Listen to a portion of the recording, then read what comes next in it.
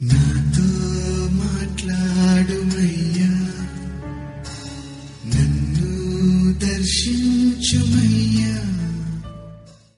మన ప్రభువైన రక్షకుడైన యేసుక్రీస్తు పరిశుద్ధ నామములో మీ అందరికీ శుభములు తెలియచేయుచున్నాను. మీరందరూ ప్రభు యొక్క కృపను బట్టి క్షేమంగా ఉన్నారని ఆశిస్తూ ఉన్నాను. ఈరోజు బలపరిచే వాక్యము అపోస్తలుడైన పౌలు ఎఫెసీయులకు రాసిన పత్రిక 5వ అధ్యాయము 15-16 వచనములు. దినములు చెడ్డవి కనుక మీరు సమయమును పోనీయక సద్వినియోగం చేసుకొనొచ్చు. అజ్ఞానుల వలె కాక జ్ఞానుల వలె నడుచుకున్నట్లు జాగ్రత్తగా చూచుకొనుడి. దేవుని యొక్క వాక్యంలో అపోస్తలుడైన పౌలు సమయం గురించి ప్రత్యేకమైన విషయాలను మనకు జ్ఞాపకం చేస్తూ ఉన్నాడు. అపోస్తలుడైన యాకోబు కూడా మరి ఈ సమయం గురించి ఆయన తెలియజేస్తున్న మాటలు, నేడైనను రేపైనను ఒకానొక పట్టణమునకు వెళ్ళి అక్కడ 1 సంవత్సరం నుండి వ్యాపారం చేసి లాభం సంపాదించడం రండిని చెప్పుకున్న వాళ్ళారా, రేపేమి సంభవించునో మీకు తెలియదు. మీ జీవం ఏపాటిది? మీరు కొంతసేపు కనబడి అంతలో మాయమైపో ఆవిరి వంటి వారి కనుక ప్రభు చిత్తమైతే మనం బ్రతికి ఉండి ఇది అది చేతమని చెప్పుకొనవలెను. ఇప్పుడైతే మీరు మీ డంబముల యందు అతిశయపడుచున్నారు. ఇట్టి అతిశయమంతయు చెడ్డది. కాబట్టి మేలైనది చేయనెరిగియు అలాగూ చేయని వానికి పాపము కలుగును. అంతేకాకుండా దేవుని యొక్క వాక్యములో ప్రసంగి గ్రంథకర్త తెలియజేస్తున్న మాటలు కూడా జ్ఞాపకం చేసుకుందాం. ప్రతిదానికి సమయము కలదు. ఆకాశము క్రింద ప్రతి ప్రయత్నమునకు సమయము కలదు. పుట్టుటకు, చచ్చుటకు, నాటుటకు, నాటబడిన దాన్ని పెరికివేయుటకు, చంపుటకు, బాగు చేయుటకు, పడగొట్టుటకు, కట్టుటకు, ఏడ్చుటకు, నవ్వుటకు, దుఃఖించుటకు, నాట్యమాటుకు, రాళ్లను పారవేయుటకును, రాళ్లను కుప్పవేయుటకు, కౌగిలించుటకు, కౌగిలించుకుంటా మానుటకు, వెదకుటకు, పోగొట్టుకొనుటకు, దాచుకొనుటకును, పారవేయుటకును, చింపుటకును, కుట్టుటకును, మౌనంగా ఉండుటకును, మాట్లాడుటకు, ప్రేమించుటకు, ద్వేషించుటకు, యుద్ధము చేయుటకు, సమాధానపడుటకు, ప్రతిదానికి సమయం ఉందని ప్రసంగి గ్రంథకర్త తెలియజేస్తూ ఉన్నాడు.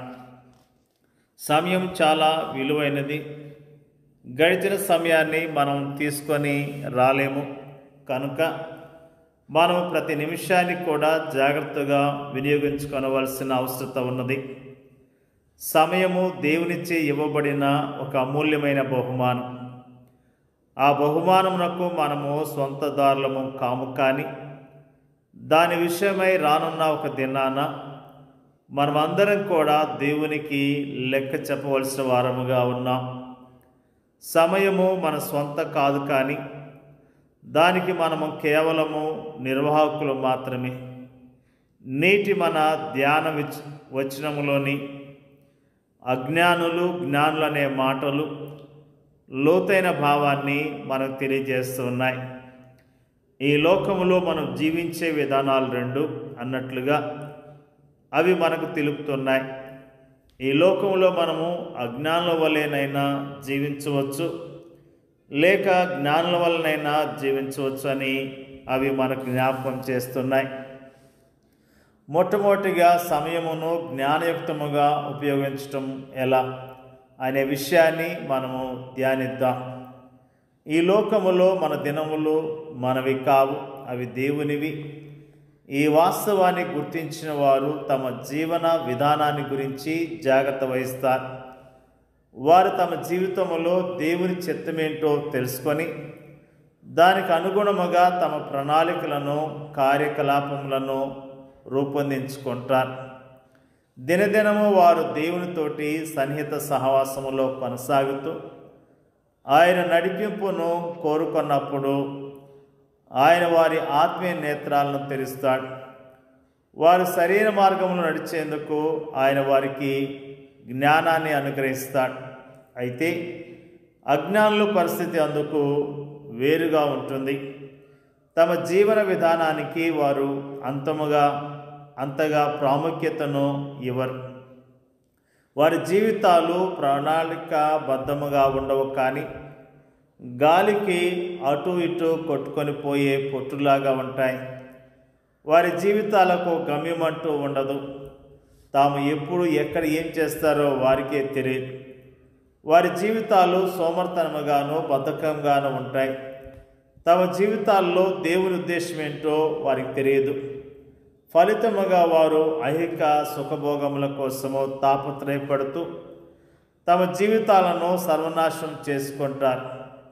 వారి జీవితాలు ఇతరులకు ఆశీర్వాదకరముగా ఉండవు సరికదా, వారికి కూడా అవి ఉపయోగకరంగా ఉండవు.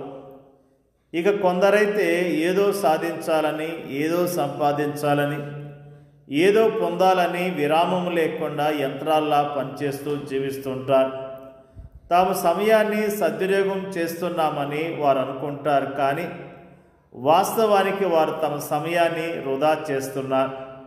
ఎందుకంటే వారు దేవుని చిత్తానుసారంగా జీవించడం లేదు కాబట్టి, నిత్య జీవము కొరకు వారు సిద్ధపడటం లేదు కాబట్టి, ఈ జీవితం తర్వాత వారికి నిత్య జీవము లేదు కాబట్టి, నీవు సమయాన్ని సద్వినియోగం చేయాలని ఆశిస్తున్నావా? అలాగైతే నీ జీవితంలో ప్రతి దినాన్ని నీవు ప్రభువుతో ప్రారంభించు. ఆయన చిత్తానికి విధేయత చూపిస్తూ జీవించు. ఆయన నడిపింపును కోరుకుంటూ ఆయన ఉద్దేశానుసారముగా జీవించు. నిజంగా మనమందరం కూడా సమయం విషయంలో శ్రద్ధ కలిగి ప్రభు కొరకు మనము జీవించవలసిన వారమై ఉన్నాం. ఈ అంత్య దినాలు అపాయకరమైన దినాలని దేవుని యొక్క వాక్యము తెలియజేస్తున్నది. భక్తులు మరి సమయాన్ని సద్వినియోగం చేసుకొని ఎంతగానో దీవించబడ్డట్లుగా దేవుని యొక్క వాక్యము ఎంతో స్పష్టంగా తెలియజేస్తున్నది. దేవుడు మనకిచ్చిన సమయాన్ని చక్కగా వాడుకుందాం, ప్రభుని గణపరుద్దాం, ప్రభు కొరకు జీవిద్దాం. దేవుడి యొక్క వాక్యాన్ని దీవించునుగాక. పరిశుద్ధుడైన మా తండ్రి, నీకు వందనాలు, స్తోత్రాలు తెలియజేస్తూ ఉన్నా. దినములు చెడ్డవే కనుక మీరు సమయమును పోనీయక సద్వినియోగం చేసుకొనచ్చు అజ్ఞానుల వలె కాక జ్ఞానుల వలె నడుచుకున్నట్లు జాగ్రత్తగా చూసుకొనుడి అనే మాటలు మాకు జ్ఞాపకం చేసినందుకు స్తోత్రాలు తెలియజేస్తూ ఉన్నాం. ప్రభువా, మా ఆయుష్ను నీవిచ్చిందే ప్రభువా. అయా, నీ యొక్క కృపను బట్టి మమ్మల్ని బ్రతికిస్తున్నారు. అయా, మీరే ప్రభువా అయా మమ్మల్ని బ్రతికిస్తున్నారు. నడిపిస్తున్న విధానం బట్టి నీకు వందనాలు, స్తోత్రాలు. మాకు ఇచ్చిన సమయాన్ని మేము చక్కగా జాగ్రత్తగా వాడుకొని నిన్ను మహిమపరచడానికి సహాయం చేయమని అడుగుచున్నాం.